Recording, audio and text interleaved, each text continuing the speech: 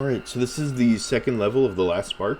So in this room we're going to be acquiring the new magnetic glove upgrade. So you can see Spark now has the glove on his right hand. In the previous level he acquired the laser eye and the flashlight. And so right here we're just simply teaching the player that they can use this new magnetic box, they can push it, they can pull it, and it also works on these trigger plates.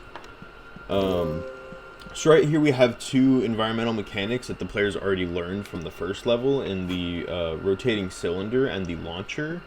So this rotating cylinder is a little bit harder than the ones that you would find in level 1, but nothing too crazy because we're just starting off the second level. And the player knows that these objects will launch them, so again, they're not really learning anything new in this space other than the box. Right, and so they see this box at the end, they see the high distance, so the player is going to push the box over and then be able to use that to step up and then to jump up again, and now they're able to move on to the next space. So that was the second time that they've used the magnetic glove as a mechanic, so now this is going to be the third instance, right, making sure that we're really hammering it in. And so I wanted to incorporate it in two different ways. So right now we have the regular magnetic boxes and then those big magnetic pillars that you just saw. So what we're going to do is we're going to use this first box to go ahead and get that double trigger plate drawbridge down. And that's going to help make the distance between the drawbridge and that platform over there that you can see off in the distance. And what we're going to use is we're going to use these pillars to essentially bridge this gap, right? And so what we're going to do is we're going to be able to use it. Now these are a little bit heavier, right, because of how much larger they are. So they take just a little bit longer to push. And so what the player is going to be expected to do here is just line these up. You know, they're going to make their little bridge. And then this is kind of just another way of using our mechanic as a platforming mechanic, which we think is kind of neat.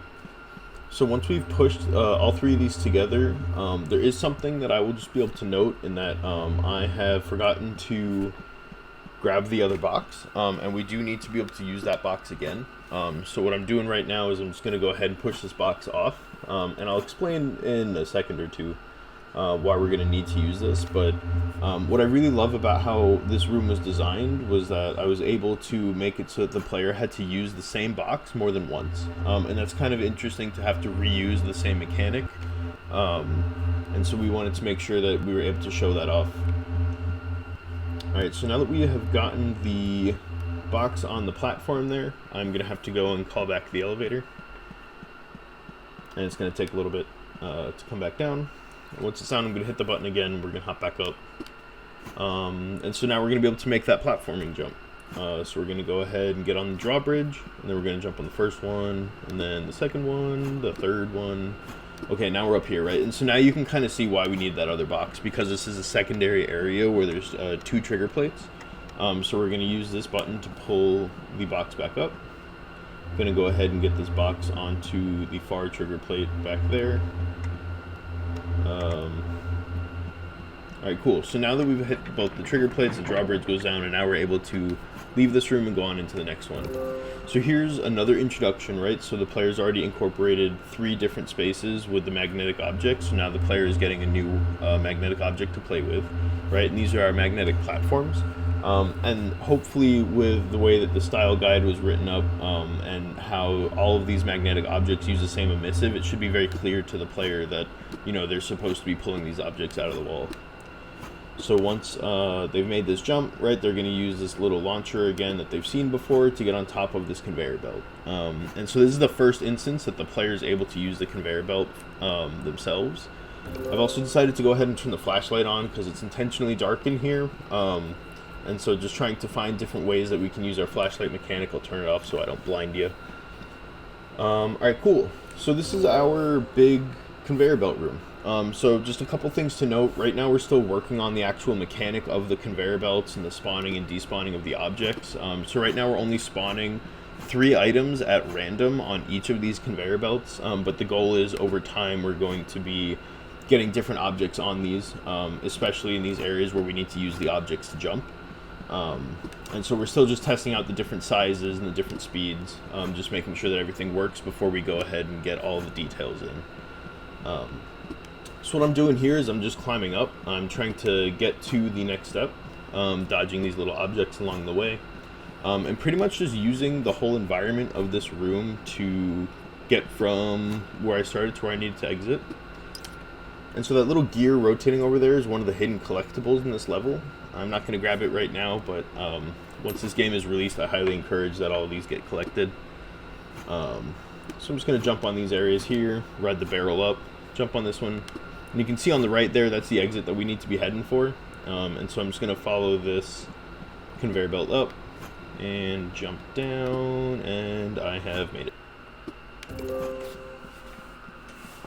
Alright, so now that we've made it past that room, we're going to head into this room where we have 3 rotating cylinders and a couple of chains. And so this is just to up the difficulty a little bit, right? We've got 2 different environmental hazards with the rotating cylinders and the electricity on the floor.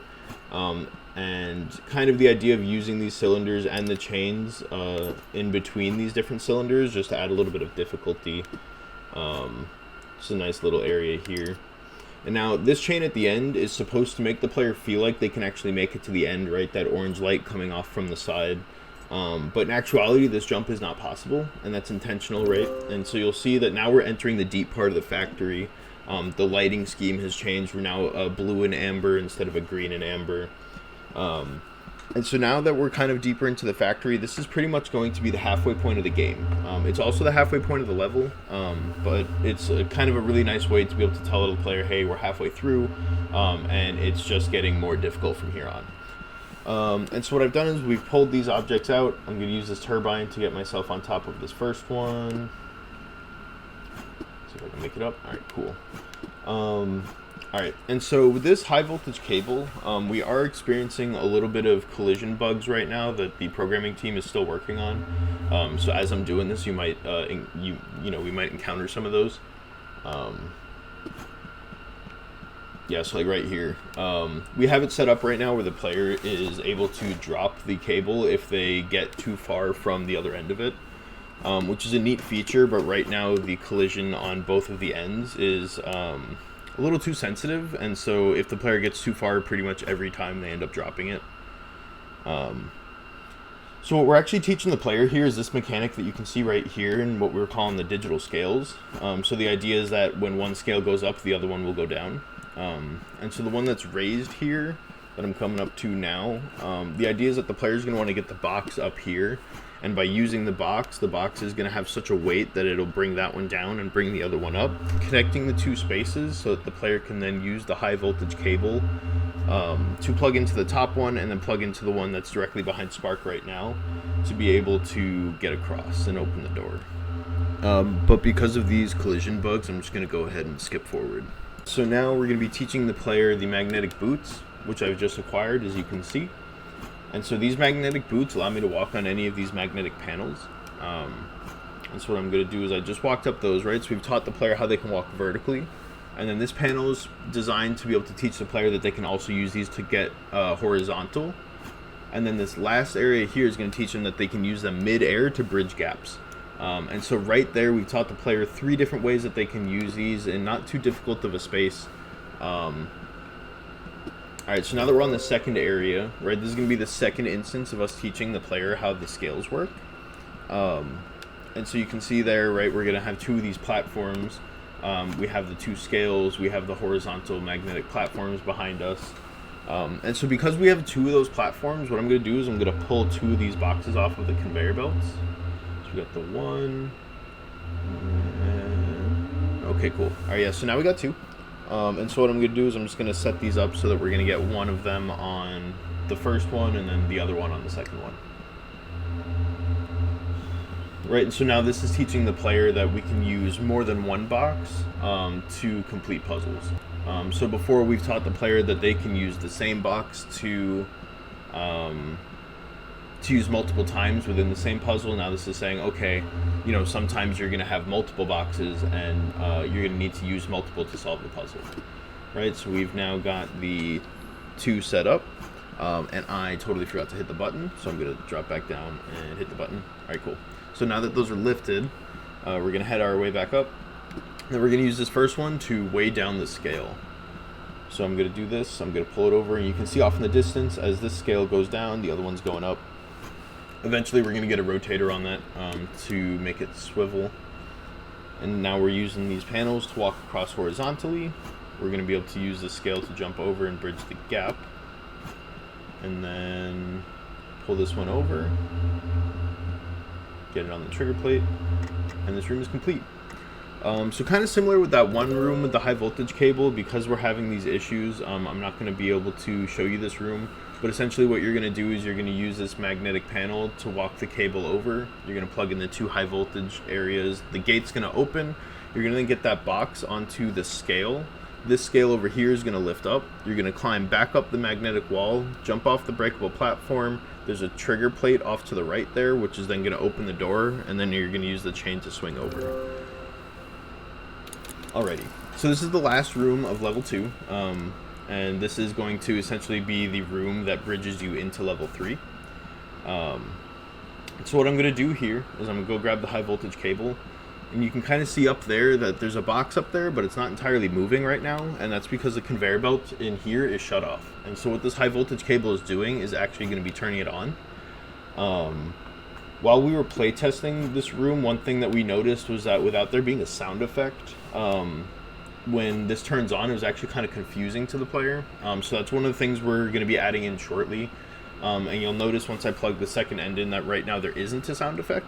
But as I climb up the chain, you should be able to see the box moving. Right, so I'm plugging it in there. I'm going to climb up this chain here. Yeah, you can see the box moving up there. And so this box is important, right? Because without this, as I turn around with the camera, you'll notice that I have these pullable things on the wall. And without this box being here, I can't actually jump onto these. So this puzzle is kind of done in such a way where you need to have the high voltage cables plugged in before you can get over to here.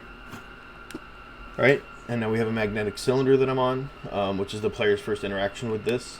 I'm going to jump over. Okay, and so we see the 2 trigger plates that are down there, right? So at this point, the player kind of knows what they're going to have to do.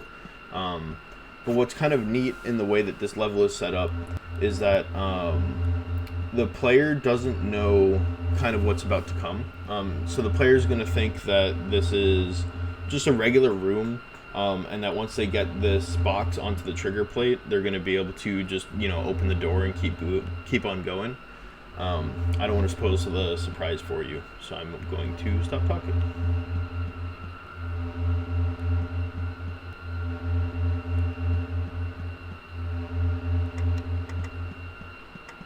Right, so as these trigger plates are hit, the box is going to drop, it's going to break the floor, and we're still working on that destruction. And then when the player jumps down, that's actually how they're going to get deeper into the factory and into level 3.